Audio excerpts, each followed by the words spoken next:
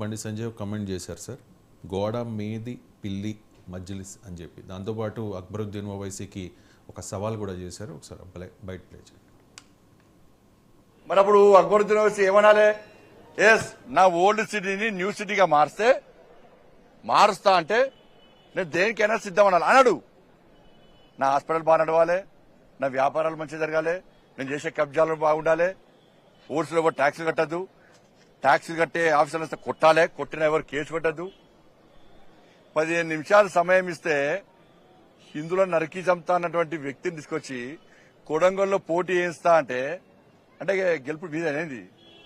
చాలా దమ్ముంటే ఏమని చెప్పు. మేమందరం కూర్చొని నిర్ణయించుకొని, మా పార్టీని నిర్ణయించుకొని కొడంగల్లో గిట్లా అక్బరుద్దీన్ ఓవైసీ పోటీ చేస్తే డిపాజిట్ రాకుండా చేసే బాధ్యత మాది. మరి అప్పుడు అక్బరుద్దీన్ ఓవైసీ ఏమనాలి?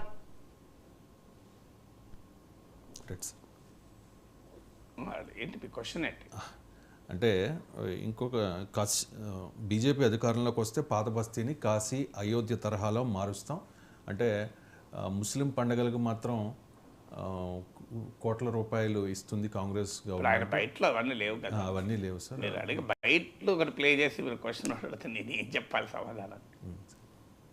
బయటలో ఉన్నది వేరే కదా.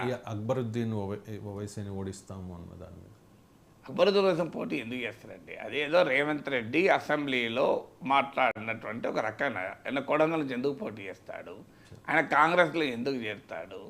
సో ఆయన కొడంగల్లో పోటీ చేసి కాంగ్రెస్లో చేరే పరిస్థితి ఎందుకు ఉంటుంది?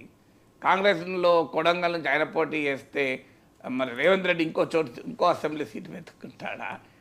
ముఖ్యమంత్రి రాజీనామా చేసి పోటీ చేస్తా అసలు కొడంగల్ సీట్ ఆయనకి ఇస్తారా? ఇదంతా ప్రాక్టికల్గా అయ్యే పని కాదు కదా. సో అక్బరుద్దీన్ ఓవైసీకి ఆయన సీట్ ఆయనకు లేదా? సో అది అసెంబ్లీలో మాటలు విసురుకుంటారు, జోకులు వేసుకుంటారు, సటైరిక్గా మాట్లాడుతుంటారు, విమర్శలు, అవన్నీ పొలిటికల్ స్టేట్మెంట్లు కావు.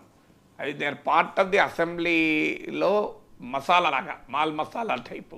అసెంబ్లీలో పార్లమెంట్లో కూడా సీరియస్గా డిబేట్ నడుస్తుంటాయి. ఇలాంటి ఆసక్తికరమైన ఎక్స్చేంజెస్ కూడా ఉంటాయి.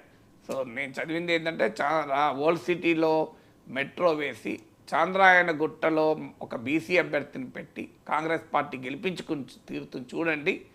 2029 ఎలక్షన్స్కు ముందు మేము పూర్తి చేస్తాము అని వ్యాఖ్యానించాడు రేవంత్ రెడ్డి.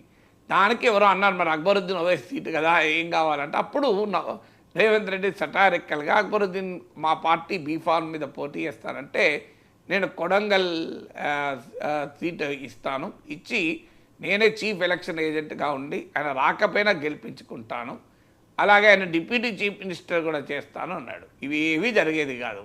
అక్బరుద్దీన్ ఓవైసీ చాంద్రాయణగుట్ట రిజైన్ చేసి కొడంగల్కి ఎందుకు పోతాడు? అక్బరుద్దీన్ ఓవైసీ ఎంఐఎం విడిచిపెట్టి కాంగ్రెస్లో ఎందుకు చేరుతాడు? కాంగ్రెస్ ఆయనకు ఎందుకు డిప్యూటీ చీఫ్ మినిస్టర్ ఇస్తుంది? అదంతా అయ్యే పని కాదు. అయితే బండి సంజయ్ ఎందుకు రియాక్ట్ అయ్యాడు అంటే కాంగ్రెస్ ఎంఐఎంలో దోస్తానన్నది బీజేపీ ఎక్స్పోజ్ చేయదలుచుకుంది. ఎందుకంటే గతంలో బీఆర్ఎస్కి ఎంఐఎంకు మధ్య స్నేహం ఉంది, ఇప్పుడు కాంగ్రెస్కి ఎంఐఎంకు మధ్య స్నేహం ఉంది. ఇంకో చూడండి రేవంత్ రెడ్డి ఏ రకమైన ఆఫర్ ఇస్తున్నాడు అక్బరుద్దీన్కు, ఏకంగా డిప్యూటీ చీఫ్ మినిస్టర్ చేస్తాడట అని కాంగ్రెస్ ఎంఐఎంల మధ్య ఉన్న సంబంధాన్ని బండి సంజయ్ ఎక్స్పోజ్ చేయదలుచుకున్నాడు. అందుకరకే అసెంబ్లీలో జరిగిన ఆ సన్నివేశాన్ని ఆటోమేటిక్గా బీజేపీ రియాక్ట్ అయింది. ఎందుకంటే అందరికీ తెలుసు ఎంఐఎం 10 ఏళ్ల పాటు బీఆర్ఎస్తో ఉండి ఎలక్షన్స్ అయిపోయిన వెంటనే కాంగ్రెస్కి అనుకూలంగా మారిపోయింది.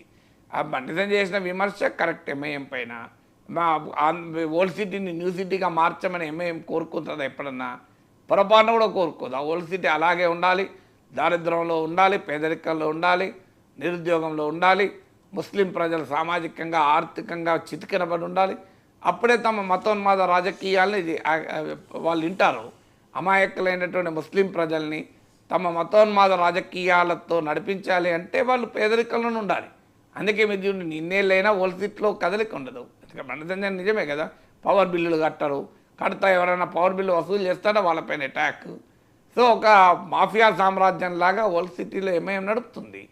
సో దానికి ఎవరినైనా ఎవరు అడ్డు చెప్పినా కూడా వాళ్ళపైన అటాక్స్, వాళ్ళపైన దాడులు, వాళ్ళపైన అసలు ఎవరిని ఎంటరే కానియ్యారు. అధికారంలో ఉన్న వారితో లాలుచి, ఎవరు అధికారం అంటే 10 ఏళ్ళు కాంగ్రెస్ అధికారం అంటే కాంగ్రెస్తో లాలుచి, 10 ఏళ్ళు బీఆర్ఎస్ కావాలంటే బీఆర్ఎస్తో లాలొచ్చి ఇప్పుడు మళ్ళీ కాంగ్రెస్తో లాలొచ్చి అందువల్ల అధికారంలో ఉన్న వారితో ఆ రహస్య అవగాహన లాలుచితో రాజకీయ మాఫియా సామ్రాజ్యాన్ని నడుపుతారు.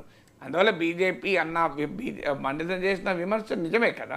ఆయన ఇష్టమైనట్టుగా మతపరమైన భావోద్వేగాలు రెచ్చగొట్టే విధంగా మాట్లాడినా కూడా ఆయన మీద కేసే లేదు కదా. ఆయన మీద కేసు ఎత్తివేసి నిర్దోషి ఓపెన్గా బయటలు ఉన్నాయి, వీడియోలు ఉన్నాయి, విజువల్స్ ఉన్నాయి. అయినా కూడా ఆయన దోషి కాదు. హేట్ స్పీచ్ ఇవ్వలేదా?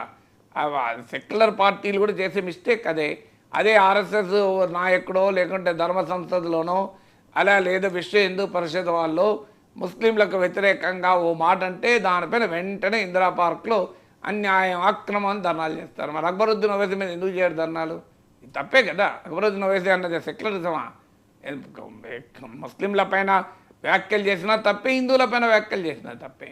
కానీ హిందువుల పైన వ్యాఖ్యలు చేస్తున్నామో అది సెక్యులరిజం అవుతుంది, ముస్లింల పైన వ్యాఖ్యలు చేస్తే అది కమ్యూనలిజం అవుతుందా? అందువల్ల అక్బరుద్దీన్ ఓవైసీ ఇవాళ కాదు, నేను ఆ రోజు నుంచి కూడా చెప్పాను, నిర్మల్లో, నిజామాబాద్లో, ఆదిలాబాద్లో అక్బరుద్దీన్ చేసిన వ్యాఖ్యలకు చాలా సీరియస్ క్రైమ్ అది.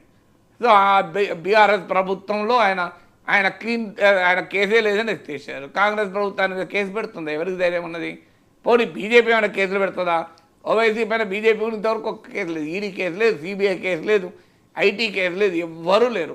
భారతదేశంలో ప్రతిపక్ష నేత ఏ కేసులు లేని వాళ్ళు ఎవరు అంటే ఎంఐఎం నాయకులే. ఎందుకంటే వాళ్ళు దేశవ్యాప్తంగా ఎంఐఎం నిర్వహిస్తున్న పని బీజేపీకి ఉపయోగపడుతుంది.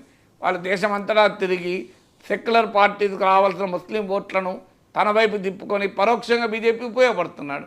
అందుకే సిబిఐ పోదు, ఈడీ పోదు, ఐటీ పోదు. ఇప్పుడు ఇదే మండలి ఇన్ని ఆరోపణలు చేశారు. మరి బీజేపీ కేంద్ర సంస్థలు ఎవరైనా విచారణ జరుపుతాయా? పొరపాటున కూడా జరపవు. అందువల్ల ఎవరి అవసరాలు వాళ్ళు బీజేపీ అవసరం, బీజేపీకి ఎంఐఎంతో కాంగ్రెస్ అవసరం, కాంగ్రెస్ బీఆర్ఎస్ అవసరం, బీఆర్ఎస్. సో అందువల్ల ఎంఐఎం వల్ల రాజ్యం నడుస్తుంది. అందుకే చట్టం వాళ్ళకి పనిచేయదు, చట్టబద్ధ పాలన పనిచేయదు, కేసులు ఉండవు, ఏదైనా నడుస్తుంది కదా. Right sir. జిహెచ్ఎంసీ ఎన్నికల సందర్భంగా